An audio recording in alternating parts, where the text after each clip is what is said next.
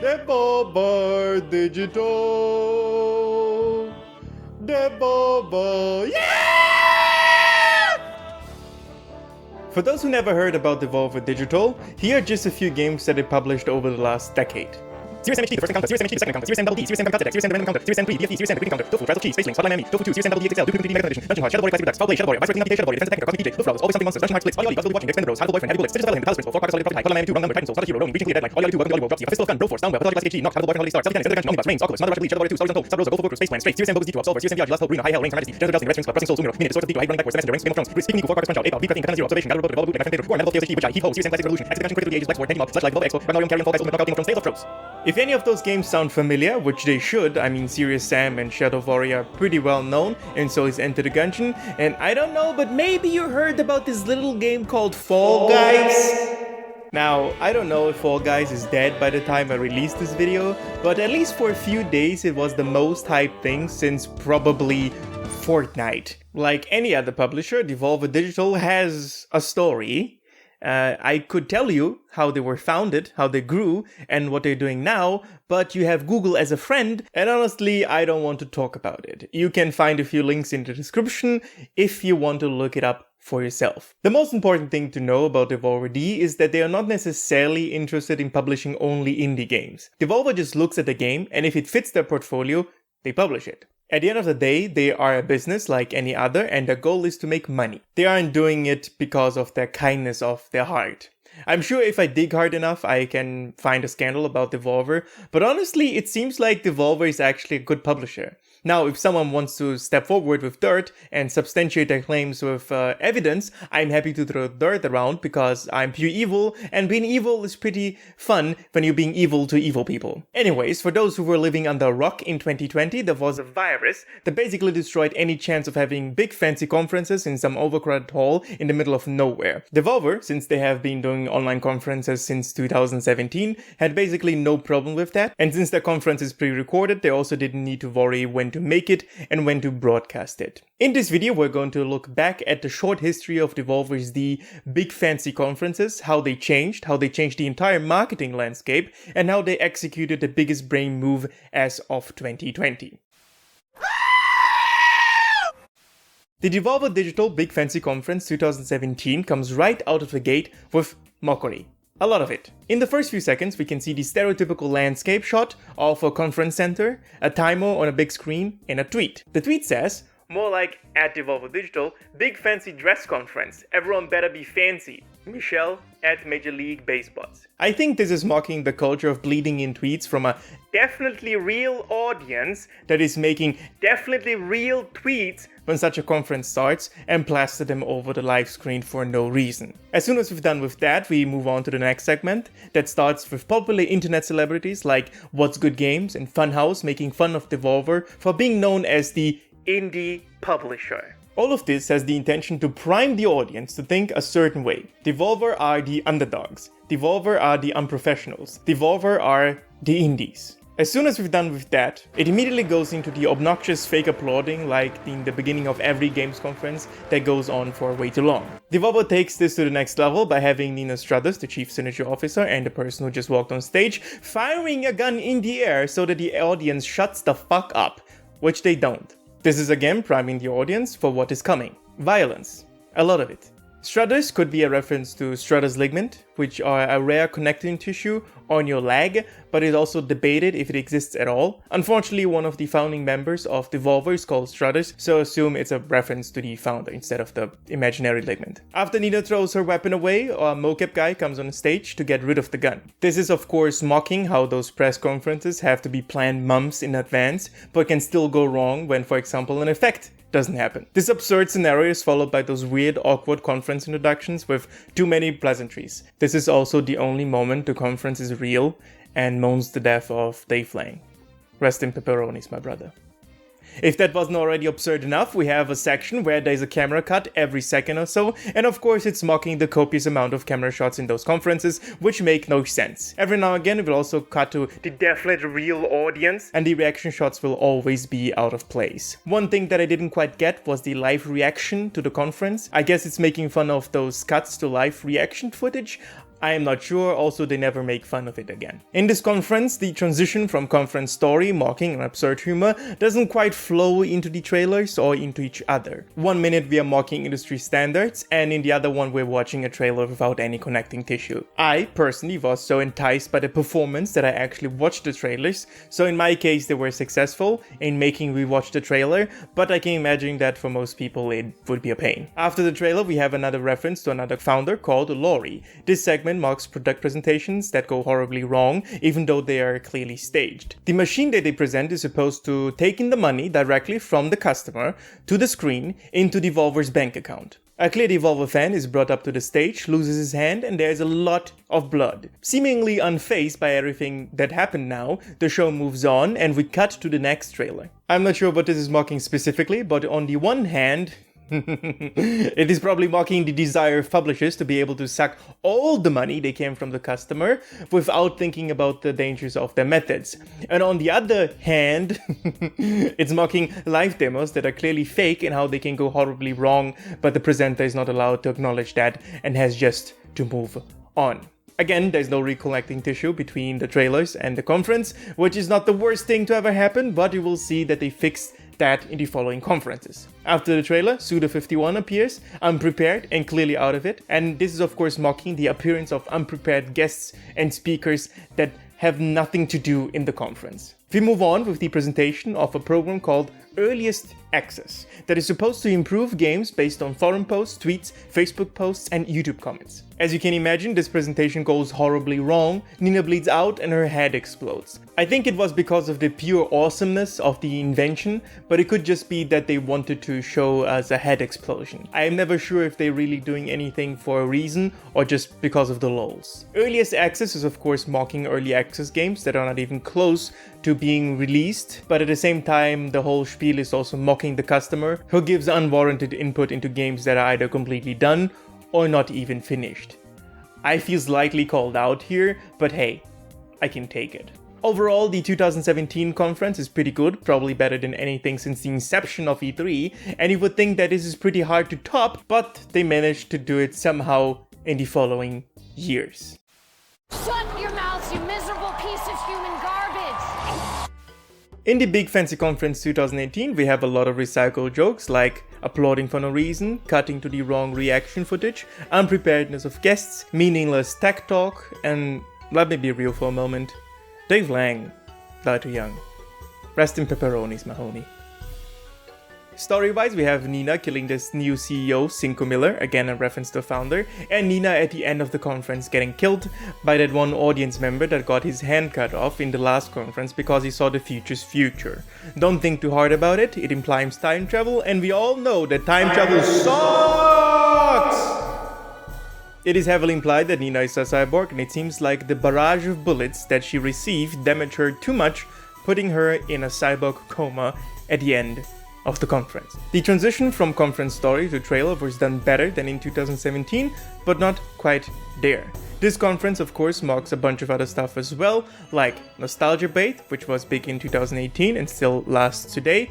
They make fun of the whole GIF debate, how CEOs are notoriously known to not even play games, how live demos are not really live, and every now and again there's a slight jab at the customer as well, and how stupid they are to buy certain things that are clearly not a thing and should not be bought. Mini consoles. There are of course other things that I make fun of, but you can watch the conference for yourself, and I'm not your mom. Devolver Digital Big Fancy Conference 2019 was a huge step up. They mocked the same things as in 2017, but if E3 hasn't developed in over a decade, I think it is only warranted that Devolver makes the same joke over and over again. It's been an amazing year and a fantastic video game year for all the... Yeah, no, that's not a thing. The Big Fancy Conference 2018 opens up with a lot of story. but it also mocks its own story at the same time. For example, one of the marketing people refuses a musical performance, which is most of the time out of place in such conferences. Music performances might feel different in the halls themselves, but online they just seem weird. This is clearly a jab at Ubisoft because they really like their musical performance and it's pretty fucking gringo every single time. Since Nina is out of commission, the plan is to have a conference inside of Nina's brain, getting rid of the requirement of the conference being live. They themselves acknowledge that their conference are pre-recorded, making this specific idea stupid. So here they are not only mocking live E3 conferences, but they're also making fun of themselves at the same time. Self-awareness is always cool, but they are also lampshading here and covering their own universe inconsistencies, so to speak. I just wanted to bring up this specific point because even though I'm describing this whole affair as pretty consistent, it is not.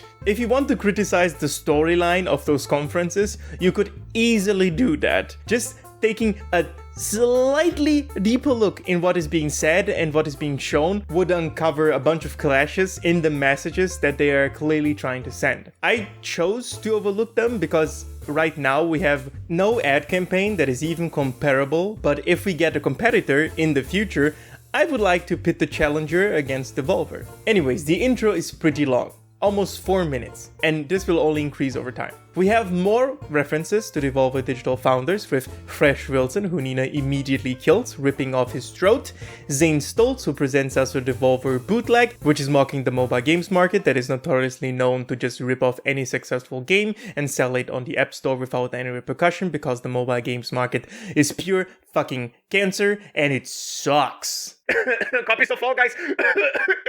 In this conference, we found out that Margaret, the one reoccurring character, is called Ludlow, who is again a reference to one of Devolver's founders. This is also the conference where they figured out how to perfectly weave story, mocking, and trailer into each other. You never feel like there are two events going on. It is not marketing conference and then trailers. It is just a big, fat, juicy, sexy marketing conference with a lot of violence, blood, and business mockery. It is heavily implied that Linda from marketing takes over Nina's mind, sanitizing her language and opening up the floodgates to announce games at any point in time. I might be reading too much into it, but I think this is not only mocking E3 conferences, but also showing how successful things are co-opted by others, sanitized for general audience, and abused by power-hungry people. I would say this is their best conference in terms of length, jokes, story, and execution. I do think that Devolver basically changed the game by having those online pre-recorded conferences, and I do think that they themselves know that. They weren't the first ones to do that, but they definitely popularized it since their first conference in 2017. The biggest brain move wasn't in 2019 though. That would happen in 2020, the year of the virus. So wait, that's... The future's future. So what's now? The future's future. I don't know. Check a look. The big fancy conference of 2020 was huge. Almost 45 minutes long. Story-wise, the conference actually moves really slow. Linda Masters, I don't know if that's a reference to a Devolver employee, but it might be, is now controlling Nina and by extension, the conference. For the first time, we have a lot of guest appearances, but they are not ironic, which leaves a little bit of a sour taste in my mouth. We have some guy from Sony, which delivered the best performance, Phil Spencer from Xbox, who delivered the worst performance, Jeff Keighley, who sounded very disinterested and didn't seem to want to be there, Sonny Fox, who was okay, Team Bean, who I never heard, but they are former Ubisoft developers and fuck Ubisoft, and they also have a pretty good website. The Witcher voice actor and Don Bartkev, another founder, played by himself. Actually, it's not him, but he does really look like Bartkev. So the story goes as follows. Everyone is miserable because of fucking Linda. She abuses her power. Jeff Keighley has a weapon from Nina, who predicted that all of this would happen since she saw the future's future in 2017, and since 2017 was then the now, and 2018 was the future, and 2019 was the future's future, she basically saw 2020 as the future's future, and the guy that shot Nina saw the future's future, and that is why he killed her, because that is what he saw. And Linda, she's living now in the future's future, which we want to get rid of. Should be clear, right? The mockery is actually toned down a bit this time, and there's more story development than jokes. Also, the guest appearances make the conference very fucking long. I think the production had some restrictions because of the virus, so understand that the quality went down slightly. Anyways, Nina breaks free from Linda's control by announcing a very special game, Devolverland Expo. And if you haven't heard about this game, I don't blame you. So while the conference I think was not on par with 2018, it delivered on everything that we came to expect from Devolver, and on top of that we got a game which is their biggest brain move so far. Before we move on to Devolverland Expo, it is heavily implied that Linda is still alive, and it leaves, generally speaking, everything open for a continuation, but I think they're pretty much done with this concept. I wouldn't mind if that was the last conference like this, because you can only make the joke conferences so many times until it loses its punch. I do think though that they can still do ad campaigns in an online environment like they did with Devolverland Expo. Look at this would be impossible in a physical location. Devolverland Expo is a first-person stealth game taking place in the abandoned Congress halls of E3. If the game is supposed to be placed in the Devolverland Digital Cinematic Universe, then it is the Dave Lang Memorial Congress. Rest in peace, my brother. Rest in peace. I know most people don't give a shit about menus, but this one looks hella slick, and it plays into the big fancy conference universe by having a giant sign cycling through the line of "The future's feature has been cancelled." It is a nice touch, and I really like the menus that are not completely removed from the game, but are actually part of it. They could have extended the whole menu idea by having the options be on flyers and street signs. That would have been pretty cool, and the icing on the cake. Either way, the menus are kind of nice, like I said before, and there's not a single thing missing except the POV options, which are important for most FPSs, but it doesn't really matter here. Anyways, the game itself is not the most engaging game ever made. It basically consists of walking from A to B, avoiding drones, which you can disable with a shotgun you get from the start of the game, and then watching a trailer at the booth. It sounds boring, because it should be. Somehow though, through the big fancy conferences, Devolver managed to convince me that it's fun to watch trailers if there is at least a little bit of effort put into it. Since the gameplay isn't anything to really be proud of, I think the special thing about this game are the booths that would have been almost impossible to make in real life. Here are just a few examples. The Carrion booth has a tentacle grabbing a service bot the moment you turn around the corner. And inside of the booth itself, you have the Carrion monster hanging from the ceiling. You enter the Shadow Warrior 3 booth, which is basically a waterfall, from a bamboo forest, and at the moment you step out of the forest, an enemy of the game appears and jumps in front of you. Also, in the same booth, there's a giant statue in the background. The Weird West booth has a panel where you can watch a small concert with the music from the game. And in the Fall Guys booth, you can kill all the Fall Guys. And all of this would have not been possible at all in real life. Like the big fancy conferences, which are advertisement events disguised as criticism towards the games industry, Devolverland Expo is an advertisement event disguised as a game that parodies conferences, puzzle games, their stealth games, and achievement hunting games. If you thought this game wasn't mocking something, you were wrong, because this game is clearly mocking all of the things that it is doing. In my specific case it worked, but as a standalone experience, I don't think it works. The game falls short when it comes to following up on things that are introduced. The shirt cannon, for example, is used to reach places where you can't physically reach 2 times. The enemies you fight have just the blue and red variation. Stealth is not really stealth, the puzzles are not really puzzles, the gravity gloves you get are only used in the boss fight. All the secrets you gather amount to nothing. I think it's supposed to be this way because the game is mocking all of those things. I just wanted at least a punchline. For example, once you get all the secrets, you are teleported into a wide void telling you that you are a loser or something along those lines, because how it is right now, it is trying to mock the things that it's doing, but there's no punchline, unlike in the conferences. The genius about this whole thing though is that Devolver is pushing the envelope even more this time. Instead of settling for a fairly popular advertisement campaign disguised as mockery of the thing that it's doing, they just single-handedly developed a new game genre, the advertisement game. I'm sure they're not the first ones to do it, like they weren't the first ones to mock conferences, but they pretty much popularized it now. Somehow they managed to convince me and a bunch of other cunts that what they are doing is cool and should be watched. I have no idea how games conferences kept practically the same after Devolver Digital 2017. It shows how resilient the old guard of publishers is and how out of touch they are with their own customers. I do have a feeling that Devolver reached a peak here, and I'm not really sure where the voyage goes. They could expand the conference story, which I think it's pretty much done and should be left alone. They could introduce new features to the game idea by not only having the trailers play, but also have a demo on each booth inside of the game. Or they also could do something even more radical by actually making a movie with the characters they established so far, mocking advertisements in movies by implementing advertisements of their own games in the movie. And one really nice idea would be to have a VR world or a VR conference where you play a game to watch advertisements like Devolverland Expo. There's still room to grow. I just think the conferences are pretty much done. You can only say Big Corp bad so many times until it loses its punch, even though I say Big Corp bad all the time. The objective of the game is to watch advertisements.